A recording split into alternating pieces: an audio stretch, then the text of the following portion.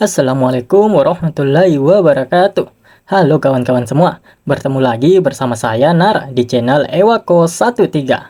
Apa kabar kalian semua? Dimanapun kalian berada, Nara doakan semoga kita semua dalam keadaan yang baik-baik saja. Baiklah kawan-kawan, tanpa berlama-lama lagi, mari kita lanjutkan ceritanya.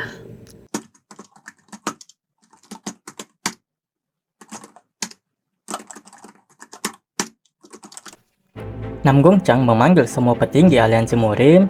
Dia mengadakan rapat dan mengatakan tentang kematian keponakannya. Dia juga mengatakan bahwa ini tidak akan berakhir hanya dengan Nam Gongso saja.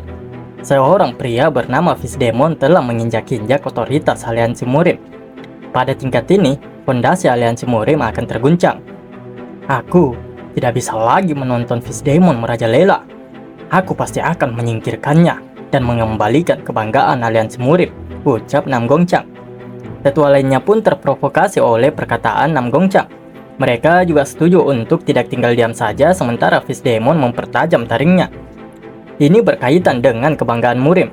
Mereka setuju dan berniat untuk memburu bahkan melenyapkan Fisdemon. Apa yang kau pikirkan, Hyun? Tanya Nam Gongchang. Kenapa kau bertanya padaku tentang itu? Bukankah Fisdemon dari Sekte Gunung Hua? Balas Nam Gongchang.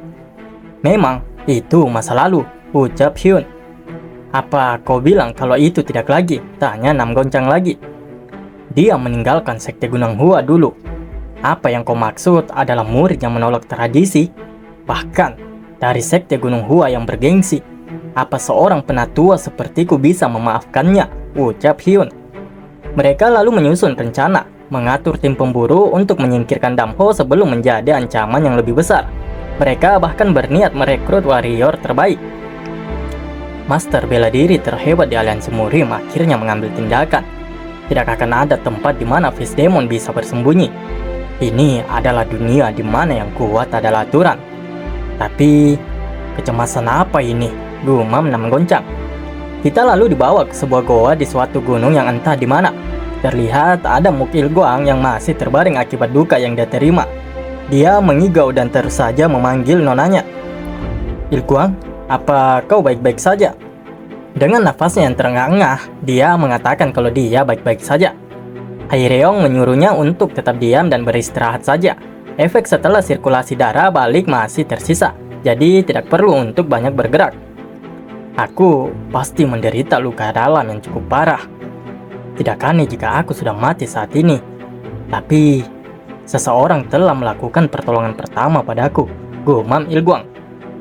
Ilguang menanyakan apa yang sebenarnya terjadi. Haireong mengatakan bahwa kakaknya telah membantunya. Tidak jauh dari goa tempat mereka bersembunyi, terlihat ada seorang pria yang sedang sekarat. Nama pria itu adalah Gong So Chu. Dia adalah tangan kanan Guak Geo Cheol, pemilik Black Bamboo Spear. Dia menyusup ke aliansi Murim untuk menghasut para warrior. Dia mencoba untuk membunuh Haireong dengan bantuan warrior, tapi Fisdemon datang dan malah membuatnya terluka sampai sekarat. Itu juga merupakan hari di mana Nam Gongso muntah darah hingga mati. Taktik Gong juga naik dalam asap dan cermin. Itu sungguh menakutkan hingga membuat Gong Sochu tidak bisa bergerak karena ketakutan yang dia rasakan. Sosok Gong Sochu menarik perhatian Damho. Meskipun sudah lama berlalu, masih ada wajah-wajah yang dia ingat dengan jelas oleh Damho. Gong Sochu adalah salah satu dari orang-orang itu. Itu, kau, ucap Damho. Gong Sochu tentu heran bagaimana bisa Damho mengetahui siapa dia. Apakah Jo Yun San yang mengirimmu? Tanya Damho. Bagaimana aku tahu itu? Jawabnya yang begitu terkejut. Damho menyiksa Gong Sochu sepanjang malam. Gong Sochu bingung kenapa dia disiksa oleh Damho. Dan lalu dia segera sadar bahwa Damho adalah satu-satunya yang selamat dari sebuah desa yang telah mereka rampas. Guak Go Cheol dan lainnya menemukannya dalam keadaan yang sekarat. Dia bertanya-tanya siapa yang melakukan itu padanya. Ini sungguh bencana, pikir Guak Go Cheol. Gong Sochu, apa yang terjadi? Tanya Guak Go Cheol. Lari, ucapnya dengan sisa-sisa tenaganya. Seperti yang diharapkan. Kau datang, ucap Damho dari balik pohon. Siapa kau? Ucap Guak Go Cheol. Ini Guak Gocheol, pemilik Black Bamboo Spear kan? Jawab Damho. Bajingan ini. Itu, Fish Demon, ucapnya dengan begitu geram. Fish Demon, ucap Gong Soju sebelum menghembuskan nafas terakhirnya. Sial, Gong Soju adalah umpan, ucap Guak Gocheol. Biarkan aku mengajukan satu pertanyaan padamu. Kenapa kau terus mengejar Huang Haireong? Tanya Damho. Huang Haireong? Aku tidak tahu kenapa kau penasaran. Tapi ini masalah hutan hijau, balas Guak Gocheol. Bunuh dia. Tapi dia, ucap bawahannya yang benar-benar takut untuk melawan Damho.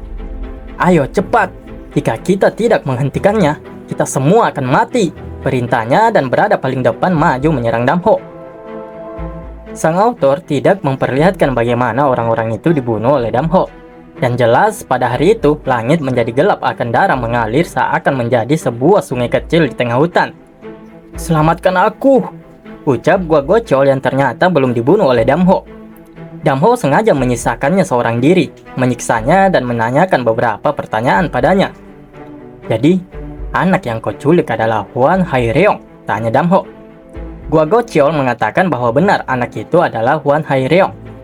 Aku akan menjualnya sebagai budak. Tapi pemimpin mengetahuinya dan dia langsung dibawa pergi oleh pemimpin. Aku hanya takut gadis itu akan mengingat masa lalunya dan mencoba membalas dendam. Jadi, aku mencoba untuk menyingkirkannya. Tolong ampuni aku dan selamatkan hidupku, ucapnya. Di mana kau menculik Haireong? Tanya Damho lagi. Itu adalah desa terpencil di kaki Gunung Taibag di Provinsi Sangzi. Aku ingat dengan jelas anak nakal yang kutemui di sana. Dia menggigit leher temanku dan membunuhnya, jawab Guak Gocheol. Akhirnya, apakah itu sebabnya? Dia tidak terlihat seperti orang asing sejak awal. Gumam Damho yang begitu terkejut mengetahui fakta sebenarnya bahwa Haireong adalah adiknya yang sudah terpisah sejak pembantaian di desanya waktu itu. Dia mengingat bagaimana perasaannya begitu bergejolak ketika dia pertama kali berbicara dengan Haireong waktu itu. Huang Haireong baru berusia 2 atau 3 tahun ketika dia diculik. Wajar kalau dia tidak mengenaliku pada pandangan pertama, gumam Damho. Damho juga menanyakan di mana keberadaan Hyuk Sui Chai. Guak Gocheol mengatakan itu di Gunung Yunha di Provinsi Jiangxi. Anak yang kau panggil Huang Haireong, namanya bukan Huang Haireong. Dia adalah Dam Gareong. Itu nama adikku yang kau culik, ucap Damho. Adik? Aku bukan orang seperti itu. Aku melakukan itu semua karena Joyunsan yang menyuruhku. Tolong ampuni aku, ucapnya. Namun Damho tidak akan pernah memaafkan semua orang yang terkait dengan pembantaian di desanya dan menculik adiknya. Dia langsung menginjak kepala Guak Gocheol hingga pecah dan mati. Di mana salahnya? Tinju berlumuran darah dan bau darah yang menjijikan ini. Aku tidak bisa menyeret Gareong ke dalam kehidupanku yang seperti ini. Anak itu seharusnya tidak pernah menjalani kehidupan yang sama denganku, gumam Damho. Kita beralih ke goa tempat mereka bersembunyi. Di sana terlihat mereka yang sedang memuji keahlian memasak jinbo. Sungguh menakjubkan kamu bisa membuat hidangan ini dengan bahan terbatas. Makanan ini membuatku merasa berenergi, ucap Muk Il-kwang. Seperti yang diharapkan, makanan yang dibuat oleh adik Jinbo memang adalah yang terbaik, ucap Haireong. Mereka benar-benar merasa beruntung karena Jinbo bisa menyediakan makanan enak setiap harinya. Jinbo tersipu malu karena terus dipuji oleh kedua orang itu. Dia juga mengatakan jika ada yang ingin mereka makan cukup katakan saja. Mereka terlihat bahagia, tertawa bersama seakan tidak ada beban dan masalah yang menimpa mereka. Yah, begitulah seharusnya kau hidup dengan senyuman. Aku telah hidup sebagai orang asing sejauh ini. Kamu seperti denganku. Kamu juga memiliki kehidupanmu sendiri. Hiduplah sebagai Huang Haireong seperti yang telah kamu lakukan selama ini, bukan Dam Gareong. Kamu terlihat jauh lebih nyaman saat menjadi Huang Haireong daripada Dam Gareong. Itu sudah cukup bagiku, gumam Damho. Sepertinya tubuhmu sudah sembuh, ucap Damho yang keluar dari balik pohon dan menghampiri mereka. Oh, kakak, ucap Haireong. Ini semua berkatmu, ucap Mo Il-kwang. Itu melegakan. Jinbo, ayo, balas Damho. Mukil Guang berterima kasih kepada Damho atas semuanya. Damho hanya mengatakan kalau Mukil Guang sekarang terlihat lebih baik. Damho juga memuji Jinbo karena Jinbo juga telah melakukannya dengan baik. Jinbo hanya tersenyum dan tertawa. Mereka berempat lalu bersiap-siap untuk pergi. Hei Reong menanyakan kemana tujuan mereka. Gunung Hua, jawab Damho. Jika itu Gunung Hua, maksudmu sekte besar itu? Kamu tidak perlu melakukan itu, kakak, ucap Hei Reong. Damho tersenyum dan mengatakan kalau itu tidak apa-apa. Fish Demon adalah orang yang mengerikan. Betapa kejamnya dia terhadap seseorang begitu dia mengidentifikasinya sebagai musuh. Hei Reong sudah melihatnya dengan kedua matanya sendiri, tapi dia juga begitu yakin kalau Damho ada di pihak mereka. Sementara itu, pihak aliansi masih berusaha mengejar dan mencari jejak Damho dan lainnya. Pemimpin tim pengejar itu menilai mereka bisa mengejar jejaknya jika mereka lebih cepat. Mereka kesulitan untuk mengejar kelompok Damho. Bahkan kapten mereka sendiri tidak bisa menemukan jejaknya. Para anggota tim pengejar itu menganggap meskipun mereka cukup beruntung untuk melacak keberadaan Damho, mereka semua juga pasti hanya akan mati jika berhadapan dengannya. Lalu, apakah kita punya pilihan? Kita harus melakukannya apapun yang terjadi, ucap kapten mereka. Kaptennya mengatakan bahwa akan sulit untuk mengejar mereka jika mereka berhasil meninggalkan provinsi Hunan. Oleh karena itu, mereka harus segera bergegas sebelum Damho meninggalkan Hunan.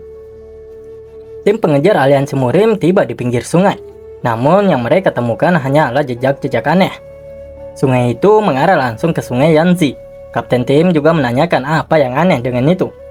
Sepertinya mereka mencoba untuk keluar dari provinsi Hunan melalui sungai Yanzi, ucap kapten.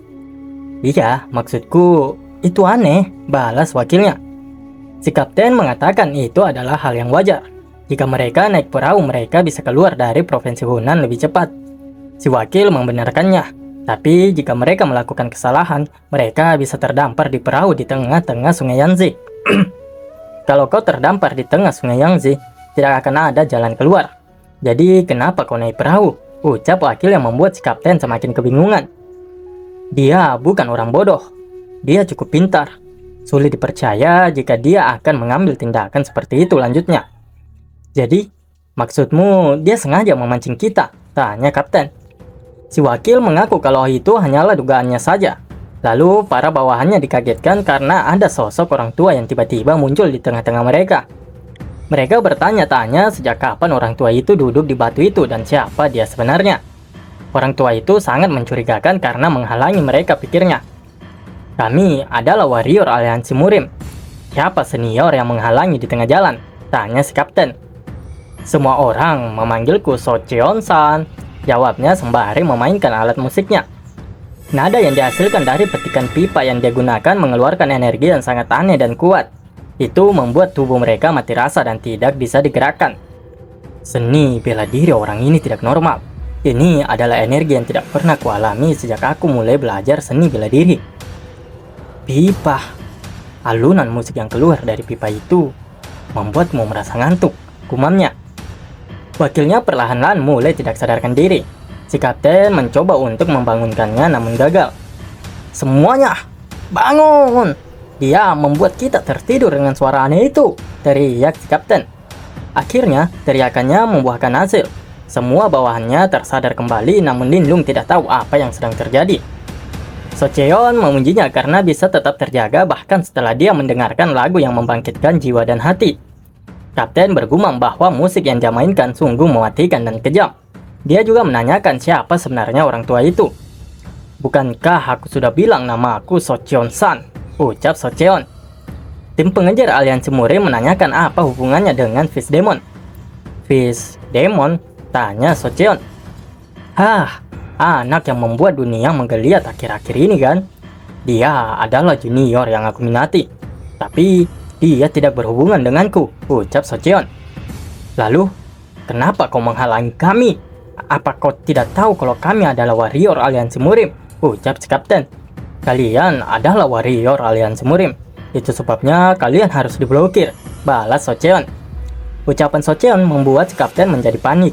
Dia bertanya-tanya apa maksud dari orang tua itu. Bukankah kau bilang kau membentuk aliansi Murim untuk menghentikan kultus iblis? Tanya Socheon. Kultus iblis? Tidak Tidak mungkin, ucap Socheon semakin panik. Yah, benar.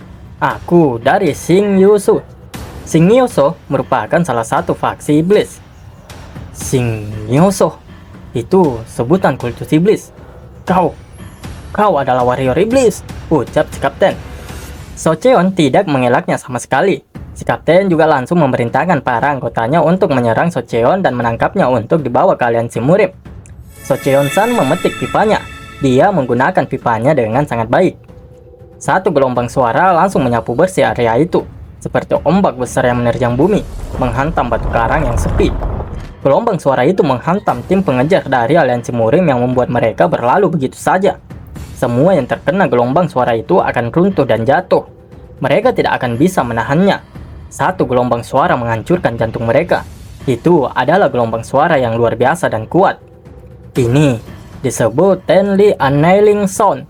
Sudah lama aku tidak menggunakannya, tapi aku tidak tahu apakah kau akan menyukainya, ucap Socheon. Socheon-san adalah salah satu dari 7 iblis besar dari sekte iblis, dan satu-satunya penerus Tenli Annihilation Arts. Nama panggilannya adalah Tenli Reaper. Itu berarti tidak ada kehidupan dalam radius 10 li darinya. Aku ingin tenang, tapi kau menggangguku. Sekarang kau harus membayar harganya. Jadi jangan merasa bersalah. Tidak lama lagi, aku akan mengirim yang lain ke sisimu segera, ucap Socheon-san. Jangan konyol. Kalau kami mati seperti ini, aliansi murim, mereka pasti akan membalaskan dendam kami. Kau masih belum tahu kekuatan aliansi murim, ucap si kapten. Kurasa karena itulah kau dengan berani memprovokasi kultus iblis, balas Socheon. Bukan hanya kelompok pengejar yang dipimpin oleh Yun Changhua yang dimusnahkan hari itu. Sekitar 300 orang anggota kelompok pengejar dalam radius 10 li dari Socheon-san muntah darah dan mati. Krisis di Kangho pun mulai terjadi.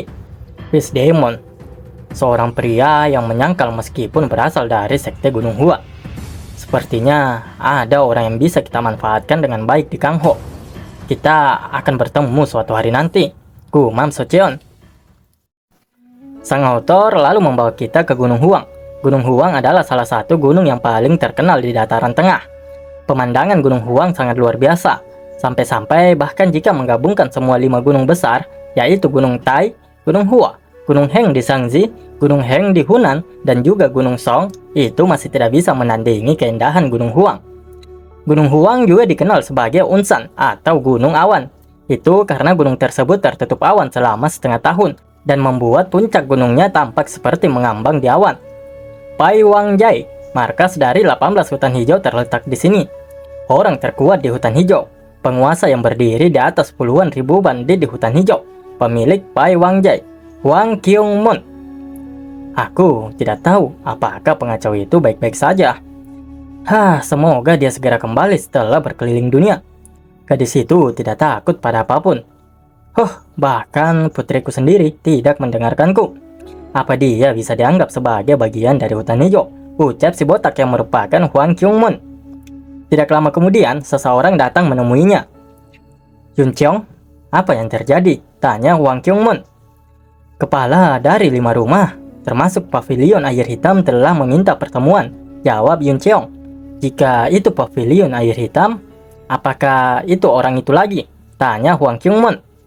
Yah, itu Jo Yun-san, jawab Yun Cheong. Apa kau sengaja membuat masalah? Jo Yun-san yang memulai dari bawah dan naik ke posisi kepala pavilion air hitam. Ketekunan dan kompetensi harus diberikan sesuai dengan itu, gumam Hwang Kyung-mun. Dia juga bertanya berapa lama lagi mereka akan tiba. Yun Cheong mengatakan mungkin dalam 3 atau 4 hari lagi.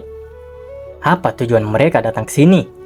Ini tentang kultus iblis, jawab Yun Cheong. Dia pasti pintar. Dia telah menemukan alasan yang bagus yang tidak bisa untuk kutolak, ucap Hwang Kyung-mun.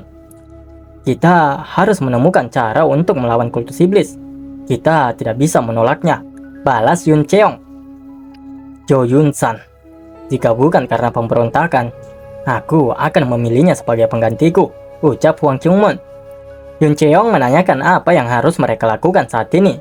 Hwang Kyung-mun mengatakan yang perlu mereka lakukan saat ini adalah mencari cara untuk melawan kultus iblis.